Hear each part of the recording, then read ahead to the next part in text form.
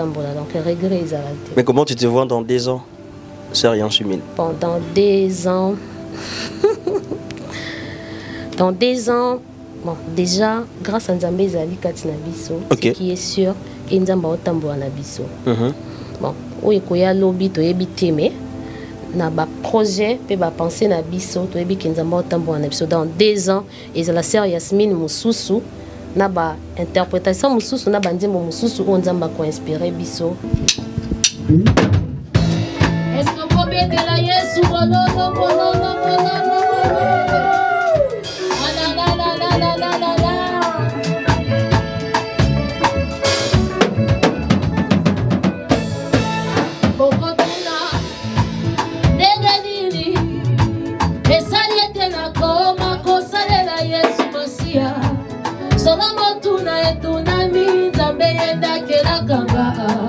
Est-ce que tu peux pousser le cri de joie? Batata maman bandoki et Cissé Bandiko. Partout dans le monde entier. Bino sobringa femme nom isobe le roi du rire. Na sangi bino iruku moko po bino pibusenga bisotro. Femme nom ibwaka nga, femme nom isalila nga nzimbu boy. Femme nom isalila nga boy. Memba ribusu article na bino kodeme pe asenga bino eroko. So busari yango na kuzana conscience ke buringa nga. Soki buringa tout le monde va s'abonner na Chantal Yanzambi TV. Chantal Yanzambi TV. Soko kutiwana ucheka katwing mbara moko ubanutala bagaga somo ya kitoko na Chantal Yanzambi TV o biso nyonso teza ureka kuna. Mingi kurubisa te. À la prochaine. Point lelo narimwe. Action. Boye malamu na Chantal Yanzambi TV, bo s'abonner massivement, bo liker, bo commenter, bo partager. Ezanga ya bino Samigra Amba, la Cléopâtre de la presse congolaise. Lité ya Peloyembo, lité ya Peloyembo. Tozalaka vraiment na moment ya adoration ya côté ya bana na Nzambe parce que balobi soki Nzambe azobatela te mususu azalite lelo nazana sœur Yasmine Ntimba adoratrice monene oya yembela en tout cas mongongo na ye edifiaka peuple de Dieu edifiaka bana na Nzambe mingi to kanga makaka na Nzambe de Nzamba lola kusela biso bola mwebele na pesi merci mingi na maman Chantal Yende Pumbu la maman ou adopta Samigra Amba motema batu ya papa Joseph Kanda Peti na bosanité. Un grand merci à mon réalisateur qui est Maslo Mambote balobili bandi ya talo image c'est du wow en tout cas na kozala pe ingratité ya kopesa lisusu tatanza komba matondo ako bombaka biso toko lamuka toko bika obena ngolu na ye baye nyonso basutenaka Samigra Amba na kozala ingratité ya kopesa bino pe lisusu mbote. Là je vois les silencieux de la ville Rodriguez Moke, pourquoi pas aussi DJ Overdose, DJ Overdose, na bosani pété lisusu docteur Dieu merci beaucoup papa na après sortir le gynécologue. En tout cas le lot tozala kati na présence en Nzambe na sœur Yasmine Ntimba mon réalisateur si tu es même langage avec moi salara ndenge to salaka. Bonjour, sœur Yasmine Ntimba. Bonjour, maman Amba. Voilà. Bonjour. En tout cas, lelo vraiment l'été appelle le Mbo na biso tokolinga omema biso penza mingi na adoration pour ndeko moko msusa perdre espoir atala biso na l'été appelle le Mbo azo abungisa ki mwa konzima na ye mais à travers adoration ya lelo na yebi Nzamba lola arosalela ye bika moi batu balingi baye ba sœur Yasmine Ntimba azana ni moi présentation karamo ya moke. Merci, bonjour, shalom bien-aimé de Dieu. Voilà. Je suis la sœur Yasmine Ntimba. Voilà. Naza chrétienne premièrement. Naza chantre gospel. Voilà. Donc, voilà. Moi, question raya muketo kota na biso na adoration obandaka musique na yo ndenge nini? Koyembela Nzambe lelo chanson et lelo Yasmine Ntimba adoratrice monene pe voix na yo zo édifier bandeko ebele. Voilà déjà, ils ont dans Nzambati Katnanga, mais ils ont qui en 2008, 2008 ndé bakota kinga na chorale église. Voilà. Voilà, na église ndé na bandaki koyemba na chorale après ndé Nzamba yosa la grâce.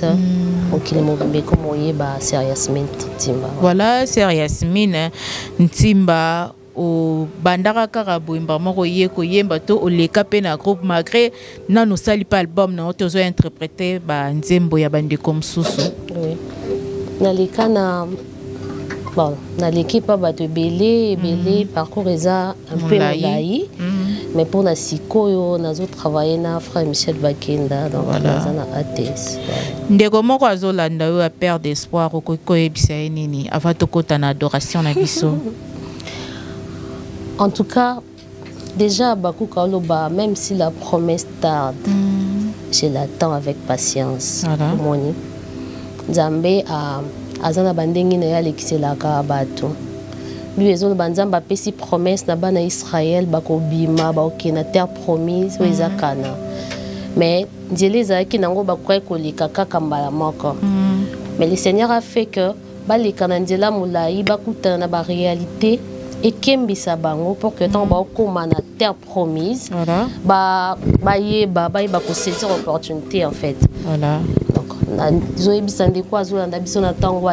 tout cas, il y a un message qui est édifié maman, papa, yaya, qu'on perd d'espoir.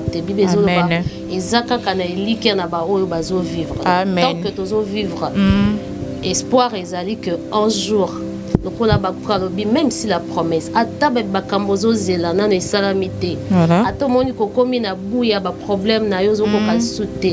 laisse-moi te dire que Amen. Azotala, ne te décourage pas.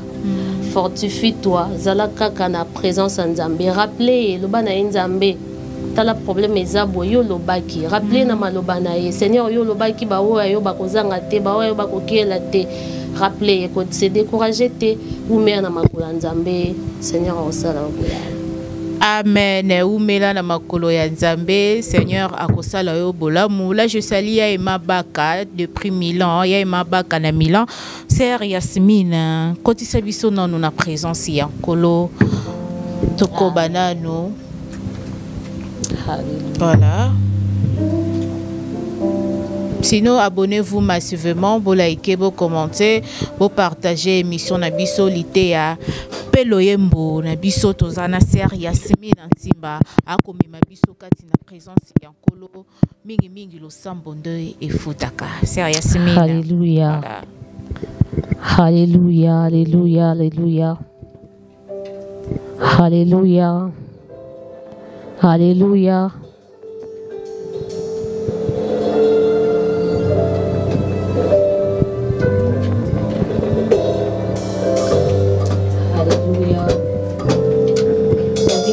Mon âme loue l'Éternel. Amen. Et oublie aucun de ses bienfaits. Alléluia.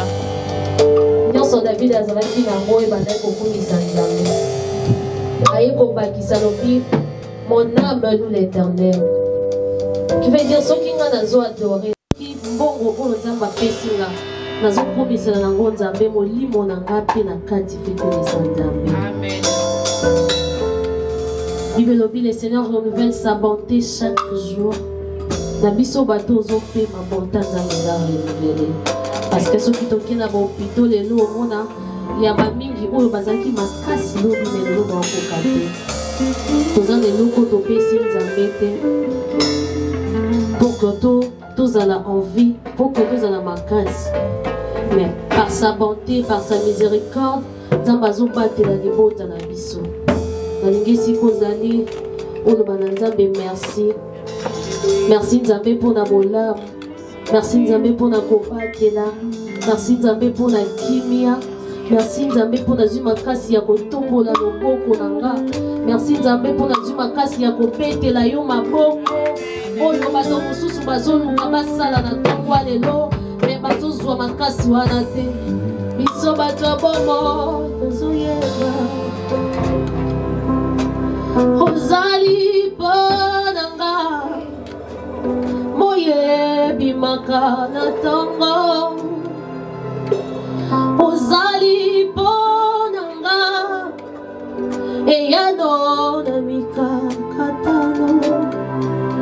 Nzela ya solo ya kotambola masiya nanga kumama. Nzela ya solo ya Yesu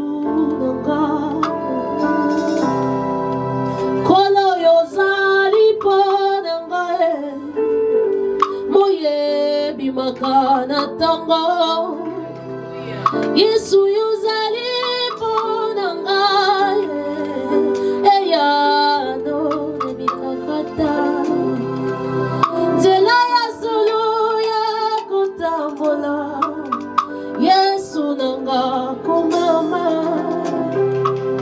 nzela ya solo ya kotambola Yesu nanga kolo yozali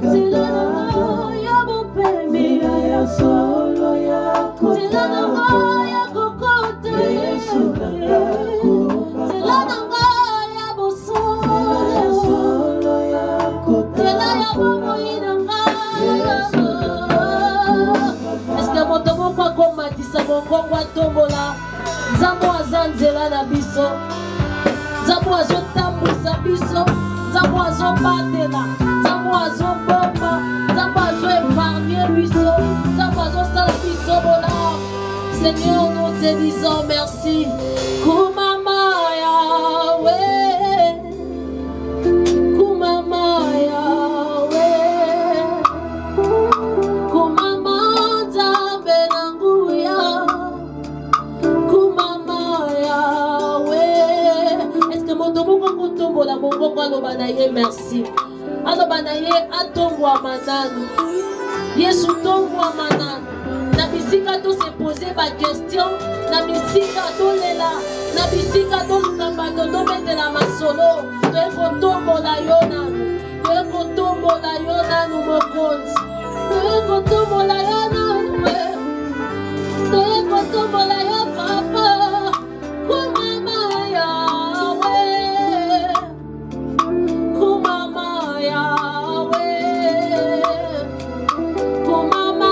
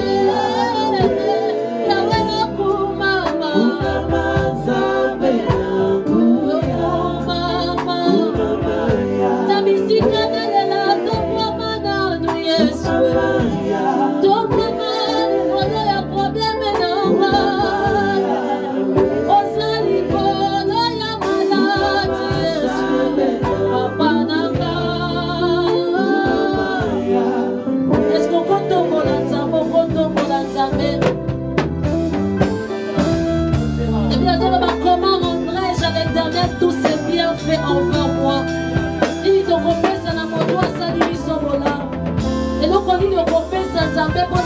biso de vie. Eloko nini likano yo tokopesa Nzambe po abandeli mabota. Sipa koloba na ye merci Seigneur. Yesu toye koloba na yo merci. Reconnaissance et la biso. Koloba na yo yawe lelo osala ngo continuer kosala ngo bokonzi. Tozala reconnaissant liboso na yo Yesu. Tomemi mitema liboso na yo. Oza molobeli na ngai epai ya tata. Ozobatela ngai Yesu. Ozokolisa ngai Yesu. Ozobatela yanga libota. Yango tobwamana nu Yesu. Tobwamana nu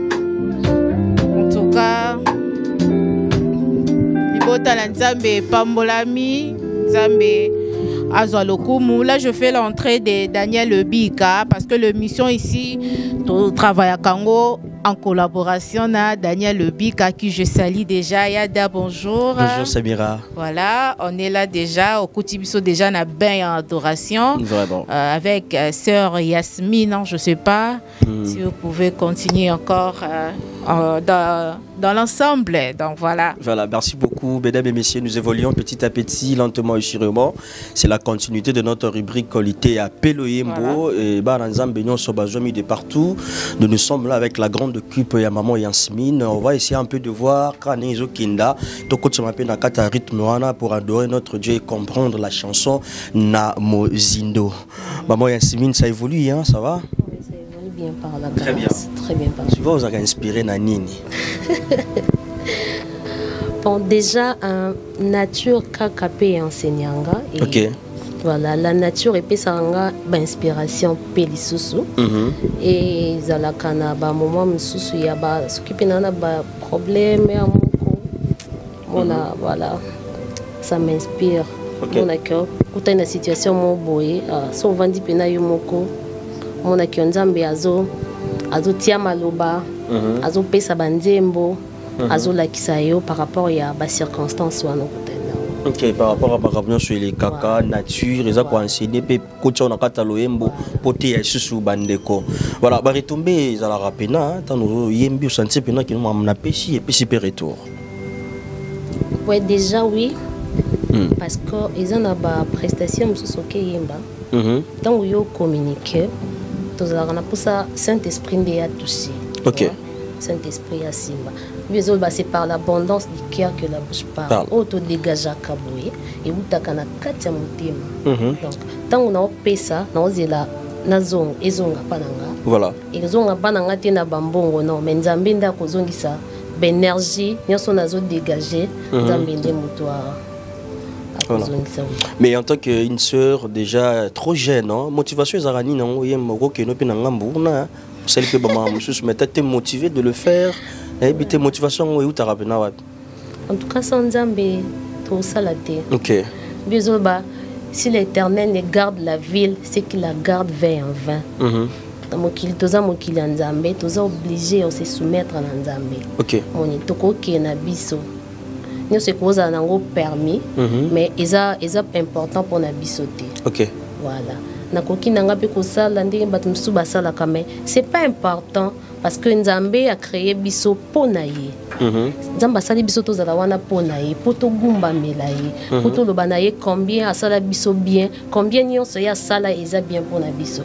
C'est pas important ya lukayer. Parce que auto lukayer ils ont kati Nzambe. Voilà.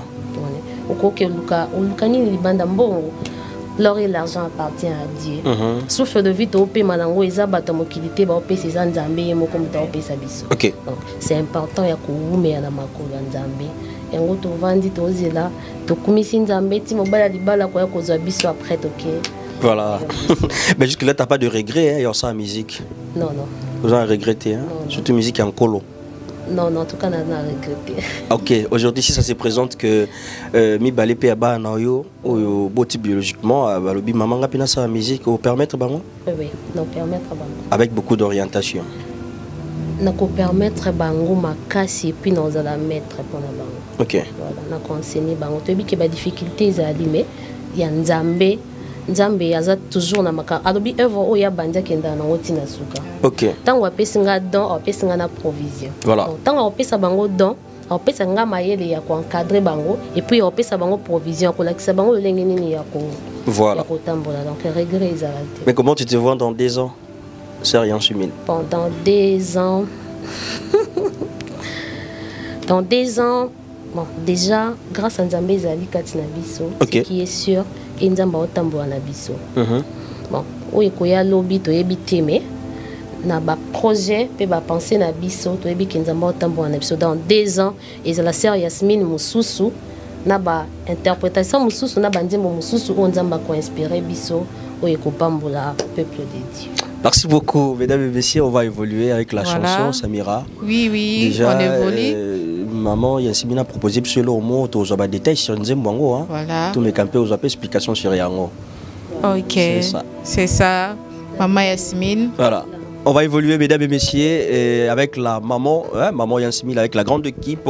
Question pour nous de remettre encore quelque chose de bien pour te tirer. Après tout, on a ma question par rapport à Yamon, parce que nous sommes là, l'été à Peloembo. Le Embo va proposer Bisso, maman Yasmine, à quoi expliquer Bisso, peut appeler ça Bisso, mon message, mon gros, ils ont un Kati Nzembo, c'est partir.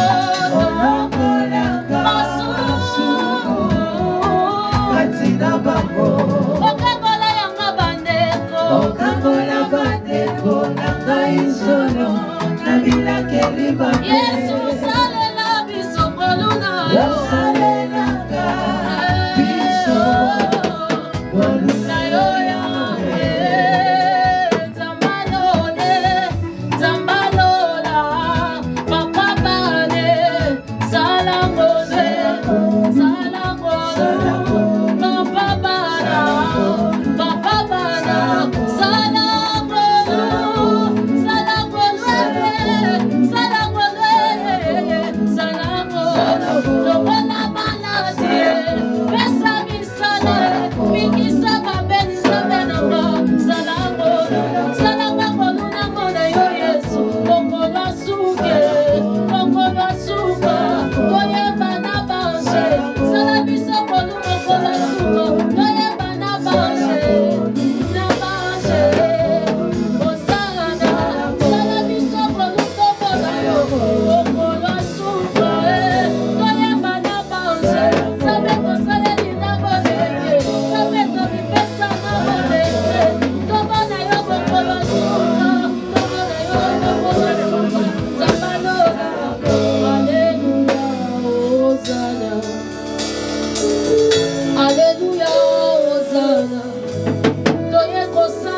lokola bonze na toko lelo.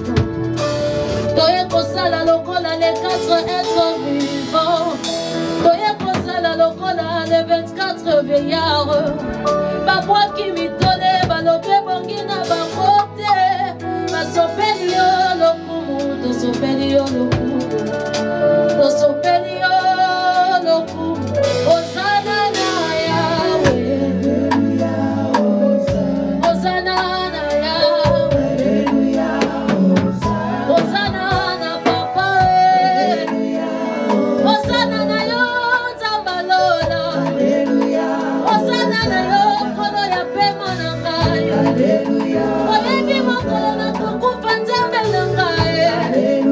Osimba venire na kane loboko na yo. Batela na yo ezalaka simu papa. Toye koleba osana. Toteli yo motema Yesu. Toteli yo motema papa. Bana bateli yo motema. Bana bitike bateli yo motema.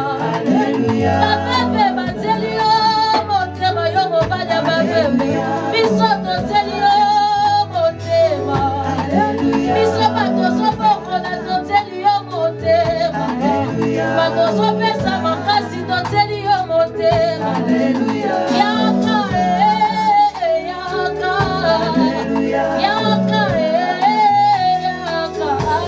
Est-ce que votre papa comprend ce massage aujourd'hui pas jamais?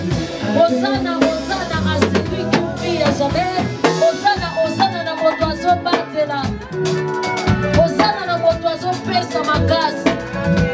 Bazo banzamba zokota batandeli ye mapunda. Bazo yeba Osana Osana Osana. Osana Osana Osana Osana. Osana Osana Osana Osana.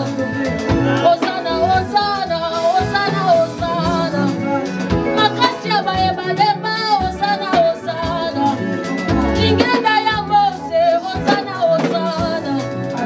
Yoka ya Mose melaki yoka ya bato mosusu. Osana Osana nzamba kitisaka moto. Verja nzambe nanga. Lisekwa ya bayeba kufa papa nanga. Osana Osana celui qui vit à jamais.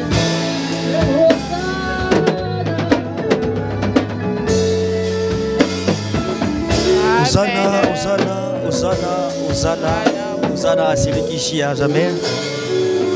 Voilà, Osana, Osana, c'est lui qui vit à jamais. Voilà, Natiki na maboko nanga libota na yo. La chanson est interprétée par papa Carlito. Et le roi ngaro kolobani lo embango. Bon déjà Natiki na maboko na yo. Timbozo ngai la kisabiso kaka cœur. Tokoza na ba problème, tokoza na makambiance. Mais mango panzambe. OK. Dans l'air des traits, il cria à l'Éternel. So tout à la Bible, Moïse nzamba tindie, nzamba boyi na ekokende. Aboyoto Moïse abisoki okokende, abisote te kokende te. OK. Comprendre force ya kotambola na nzambe ensemble. Force ya kozoba problème na yo, komemango epa nzambe. Na tiki na maboko na yo libota nanga. Limito le Seigneur libota nangiza tellement na ba problème, tant sunga na kwa aussi sa modèle. Entourage nanga non plus. OK. Ba parents ba bota biso baza limité. Mais mutu azana makoki ya kosilisa. Biso ba liboko nzambe ezalaka mopuse te nzamba ko kota esika ba tu ba kota te. Yango wana chaque fois on a ba problème ngala que ça biso to zwango to memango epane alobi venez à moi vous tous qui êtes fatigués chargés. Ya kana ba problème ozo tungisa yo memango ozana bandeko bazo compliqué yo memango ozana ba situation zo compliqué yo ya kana ngo epanzambe ya kakande ya kopesa solution. Voilà. Il y a un grand monsieur, il y a une grande dame à Fainanda, quoi, autant la biso pas un problème. Est-ce que c'est rien si mina ko ebise nini par rapport au yembo yebi pour fortifier, motiver dans circonstances ton problème oiseau les kanango na tango azami. Amen. Papa maman ou les autres traverser un moment difficile, ndi na otolo bawa. Bibezo lo ba, yeso zo lo ba venez à moi.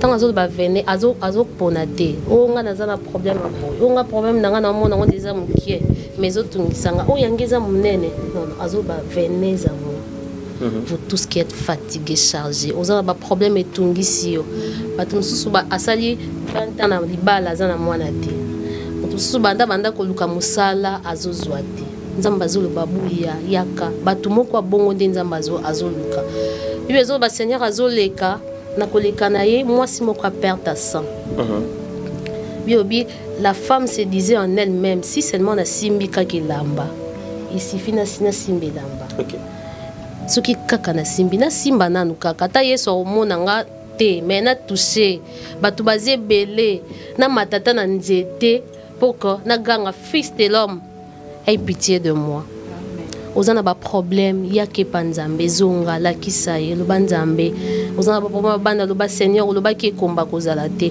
ozana ba problème musala lo banzambo pesa ka musala lo bi muta ko bika na misala ya maboko na ye yaka kolemba te zonga kana makolo nzambe et le seigneur akosala yo bolam bible bi azamona moto te po kosa nyoso ya lobaka kokisaka ngo soki alaka yo ba promesse alaka pana ya kokokisa yango ne te décourage pas sois courage continue marche na nzambe kozanga te ko rappeler kai na maloba na seigneur oloba ki boy tala maloba no ezo talisa boy rappeler ako sala bolam.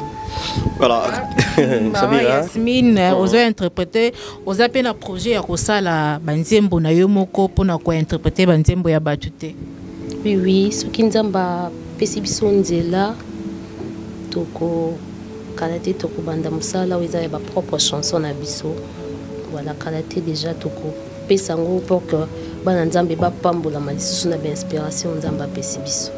Voilà, Balanzambe va pambola mana ngolu, voilà. Mais tout de l'eau, moko, voyez papa Carly, tu as moi compliqué. Mais comment est-ce que maman Yansimi tu arrives à le gérer? Ok, Ndati na batana. Pour la mon on a fait rigole, frère Nabiso, allez là vieux fort. Au voir natara faire on dit masco vewana. Mais toi tu prends quand même le temps il y a qu'au fan de ces chansons et aujourd'hui sans pourtant ignorer hein, tu vois interprétation na batunyo sont vraiment au moins on a ba statut na banini, c'est Yansimi mazoï nzembo ya frère Carly.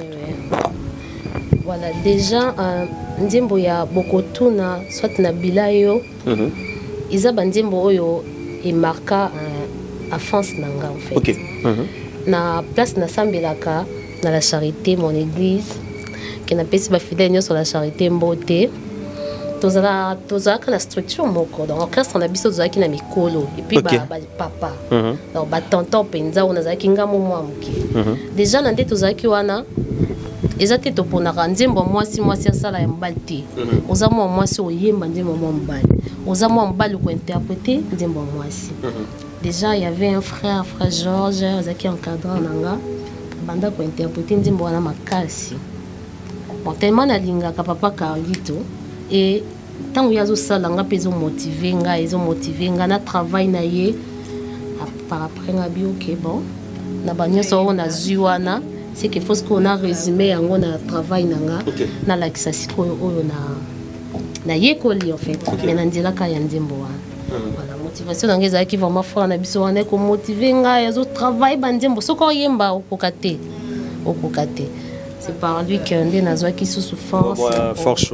Mais quand même, il y a des principes. Au Roland de la paix, voix, de manière à ce que vous allez toujours dans la lignée. Oui, bah travail. Ok, bah travail. Tu revivre Bokotuna. Oui, Bokotuna, oui.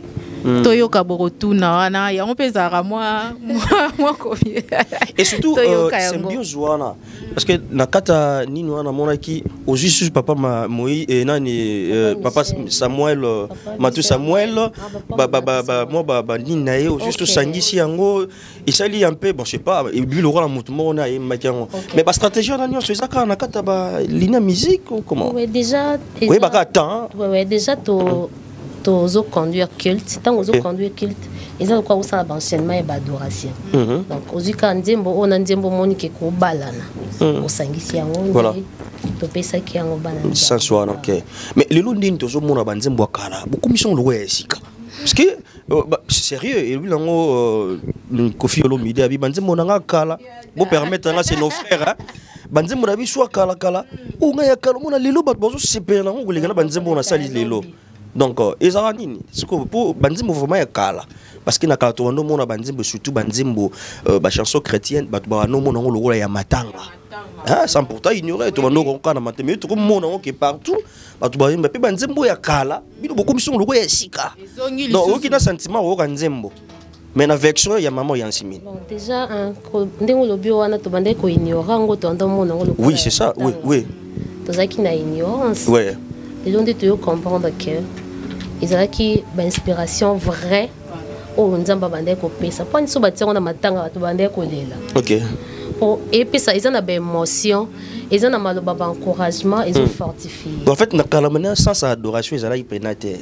Voilà. Mais les lots succo senti dans maman Yansimine voilà, et puis la technologie est changée, il y a changé, il y a travaillé, on a des frères, on a des couleurs, OK. Ce qu'on a dit bandembo on a couleur au bango ba bete là on a les andembo. Bon les a comme ba modification mukie to sangisi ba marier les yango. Voilà, on va revivre à cette époque-là et ben maman Yansimine. Déjà avec la chanson Bokotuna. Ok, voilà. Merci beaucoup.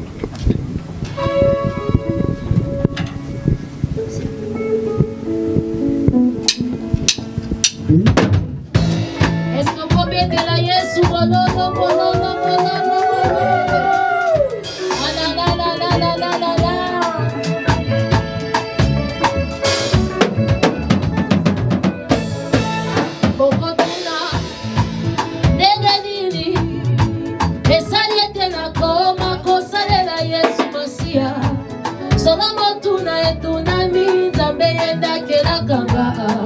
est-ce que tu peux pousser les cris de joie en l'honneur de Jésus?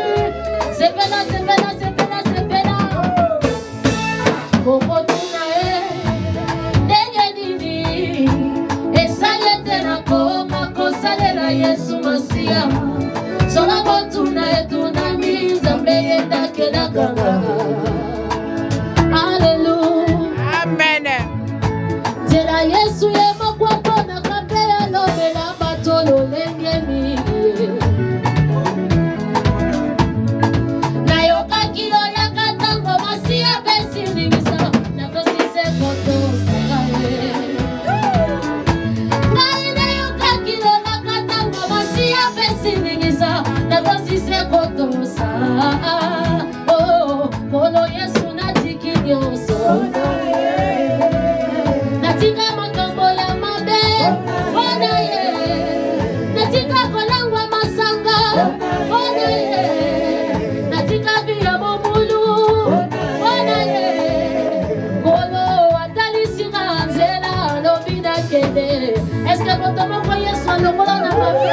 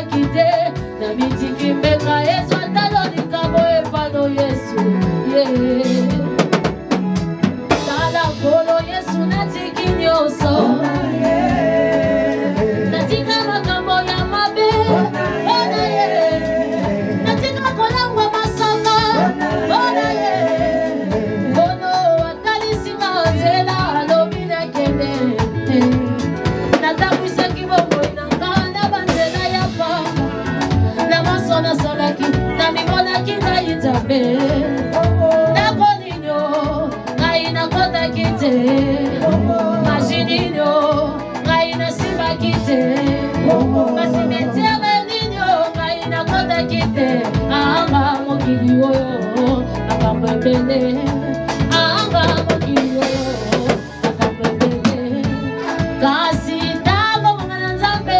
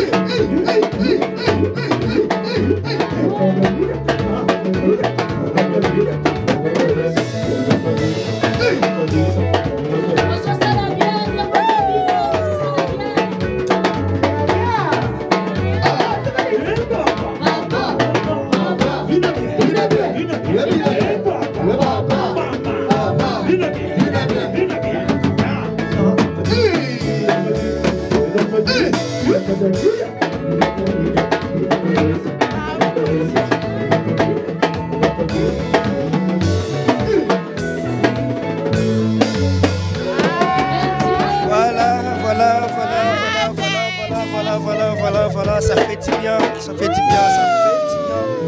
ça fait du bien. Voilà. Vraiment, Loembo ils ont ramalan mingi parce que moi qui me ça rappelle moi bas stress marambo belé hein. Mesdames et messieurs, vous avez compris en image, donc nous sommes là pour la gloire du Seigneur. On va évoluer déjà, mais bah tant ils maka ernio sokoyo kakabanzimbo wana olandela yango point sur point, c'est ça hein? Olandela ngo ko interpréter nzimbo moto faut en oya salaki c'est ko bakisa mais au pesi bateau bayebi. OK. Après au bakisi donc olandela pour ça l'arrangement.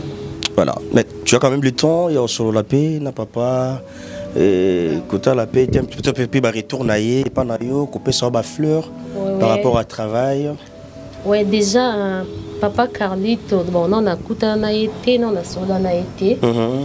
Mais ils ont un papa moko papa Dieudonné à la Belgique que je salue atindelanga voice moko atindelinga audio ya papa Carlito na ba message na ye. OK.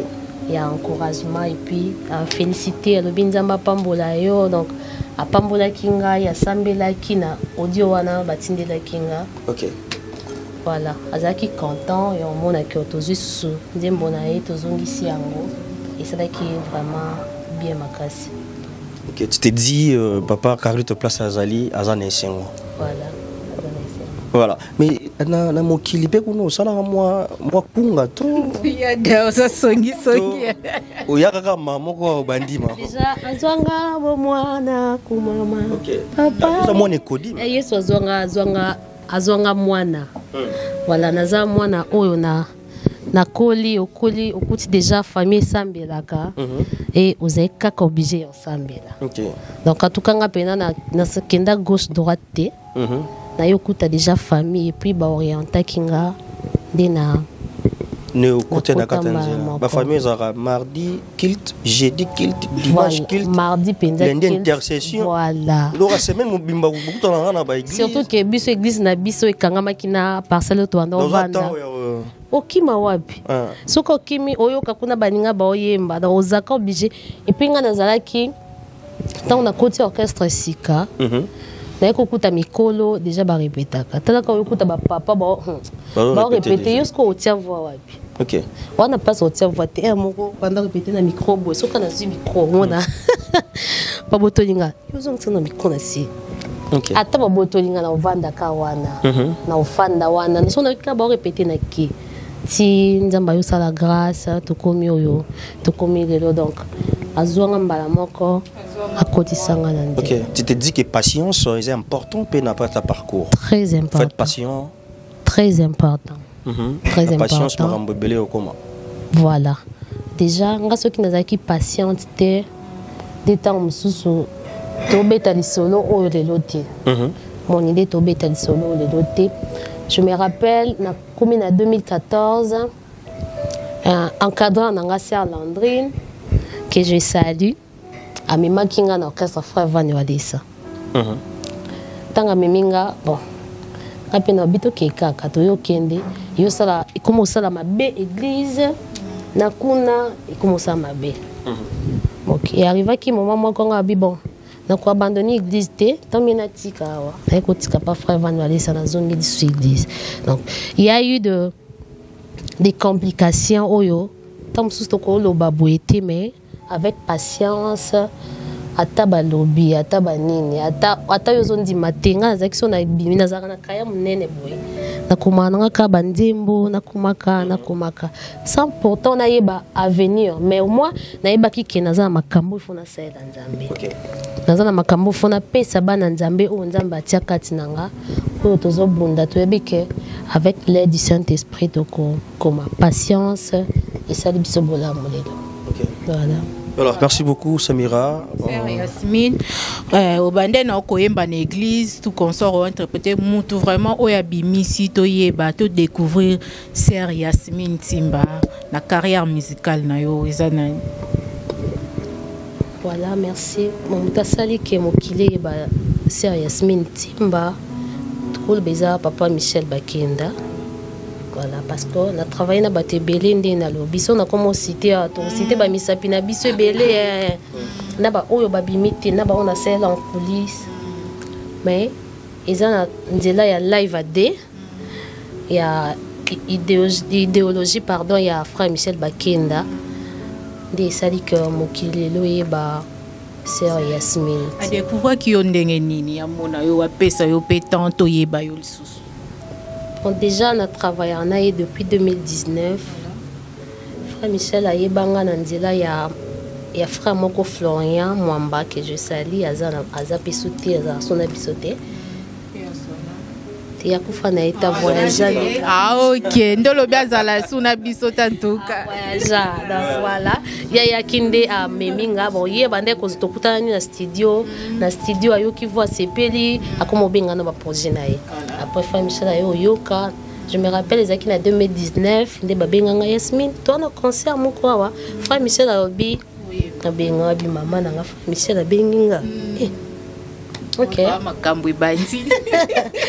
Voilà, après comment travailler.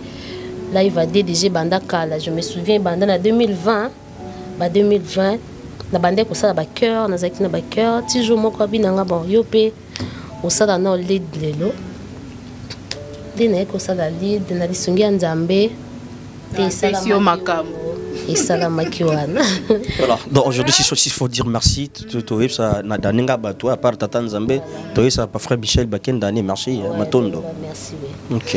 Voilà. Voilà Yada. Un grand merci à maman Chantal Ayende Pumbu. Donc je vous laisse. Natiki Bino Namaboko Yada. On est toujours ensemble. Un grand merci à Maslo Mambote. Pourquoi pas Rodriguez Moke, le silencieux de la ville. Maman Nana Bokolo, Nabo Sanité Lissousou, les grands prêtres de la décennie. Les grands prêtres de la décennie de prix Londres. Je te salue, son Altesse, elle est riche, le grand prêtre de la décennie, la qualité de choix, Olga Bilé pour Amba, Molati Sinangaya, sur Chris Mimavungu, je te salue, Yada, Natikio. Oui, tout à fait, maman, voilà. J'étais en coup d'œil de l'autre côté à état civil, hein, maman. Parce que déjà, tout le monde a été pourquoi ça m'appelle Yaka. Vraiment. Mon appel Moutomoro, mon sale, Moutomoro, par le bima, maman Yansimine a ébutati. Mais il faut y quand même pétard. Et maman Yansimine, mère des enfants, mariée? Non, maman Yansimine, elle est mariée. Ok. Azapina on a banaté donc on a joué à banaté. Non, chez les parents. OK. Voilà. Bah frère Boyoki. Donc On va évoluer comme on le fait toujours, petit à petit, lentement et sûrement. Je vous rappelle que nous sommes avec maman Yasmine, avec la grande équipe. Nous sommes là, na compte, il y a rubrique Nabiso Lité, il y a Peloyembo. Donc nous évoluons petit à petit, lentement et sûrement. Na Katkaka, il y a ambiance, il y a Loyembo. Je ne sais pas si maman Yasmine va proposer Biso Soni. Non, il n'y a qu'à louage Tobina. Oui, ça ne dérange pas. Voilà, bon, ils ont dépendre de peine à maman. Ou à mon accord qui semble Biso Kitoko. Pour évoluer dans c'est parti. Batata maman bandoki et Cissé Bandikou. Partout dans le monde entier. Bino sobringa femme nom isobe les rois du rire. Na sangi bino iluku moko pa bino pi busenga biso trop. Femme nom ibwaka nga, femme nom isalila nga nzimbu boy. Femme nom isalila nga boy. Memba ribusu article na bino kodeme pe asenga bino eroko. So busari yango na kuzana conscience ke buringa nga. Soki buringa tout le monde va s'abonner à Chantal Yanzambi TV. Chantal Yanzambi TV. Soku kutiwana, ucheka katwing, mbaramoko, ubanutara bagaga somo ya kitoko na Chantal Yanzambi TV. O biso nyonso teza ureka kuna. Minga kurubisate. À la prochaine. Pona lelo, narimwe.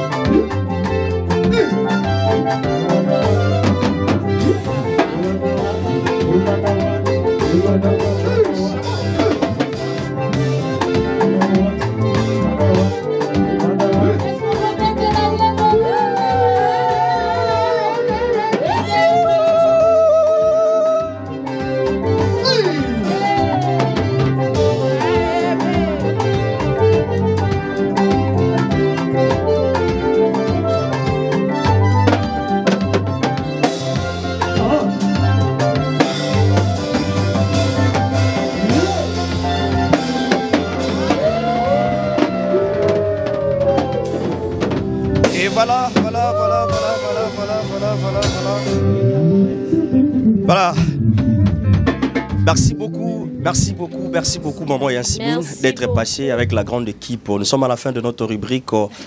Un mot déjà pour chiter, tout clore na biso pona lelo. J'espère que c'est la première fois, mais ils allent mbala soukate. On va faire la continuité avec la grande équipe. Question pour nous, on pèse encore ba na Nzambe ou bazala ngo bosenga depuis ba ndakuna bango. Lilo ba souka mboka pona lelo poto tika mokilité. Vraiment déjà tout le ba merci na Nzambe. Il y a permettre tout kutana. Il y a za mettre ya temps. OK.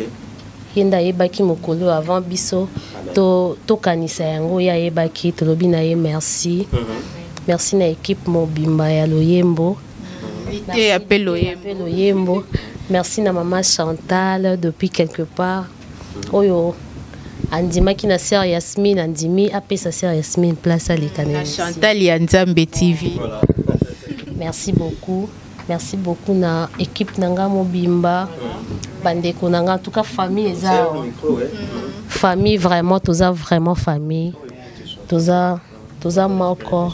OK. Toza moko Katia Nzambe na lobi na bino merci. Na pesi mbote na na pesi mbote la famille na mobimba. Famille Makwaya. Famille Makwaya. Rossignol Makwaya, Stevie Makwaya. Jaibet Matuzola, maman Nanga Marie Voutula, que je salue. Na pesi bananyo sur la charité Mbote, mon pasteur apôtre Faliza Matuzola Mbote, John Kimbia, maître avocat. Na pesi bino Mbote Keren Kaninda, so ki na pesi Mbote te uza compliqué. Na pesi Mbote na bino nyonso, na lingi bino. Tozela oyo nzamba kopesa biso to koya kopesa bino pour que voilà. Merci beaucoup maman Yansimine. Samira, ça n'est fini hein? Oui, ça n'est fini. Je sais pas s'il y a rajouté. Non, déjà. Vous pouvez désannoncer les Merci beaucoup mesdames et messieurs. Ça n'est fini pour aujourd'hui. Vous mettez la fin d'une chose qui est son commencement. On a commencé, c'était pas déjà facile. On a essayé un peu de gérer, mais dans le bon, dans le Seigneur, toujours avec notre rubrique Lité à Peloyembo. Vous étiez là toujours hein, devant vos postes téléviseurs. Le grand monsieur, les grandes dames de partout. Vraiment belé. Merci d'être là pour nous. Merci de nous accompagner. Merci de nous faire encore confiance. Abonnez-vous, partagez, commentez. Et ça, la biso vient. Question pour vous de nous soutenir encore. Si Dieu ne revient pas, voilà. On va encore se retrouver dans le prochain numéro pour parler de d'autres rubriques. On dit bye bye. Bye. Bye bye. Batata maman bandoki et Cissé Bandikou. Partout dans le monde entier. Bino sobringa femme un homme isobe les rois de rire. Na sangi bino iluku moko po bino pibusenga biso trop. Femme un homme ibwaka nga. Femme un homme salila nga ntimbu boy. Femme un homme salila nga boy. Memba ribusu article na bino kodeme pe asenga bino eroko. So busari yango na kuzana conscience ke buringa nga. Soki buringa tout le monde va s'abonner na Chantal ya Nzambe TV. Chantal ya Nzambe TV. Soku kutiwana uteka ka twin mbala moko ubana utala ba gaga somo ya kitoko na Chantal ya Nzambe TV o biso nyonso teza ureka kuna minga kurubisa te à la prochaine pona lelo narimwe. Chers amis, ne vous trompez pas d'adresse. Chaîne est belé, mais chaîne est moko Chantal ya Nzambe TV.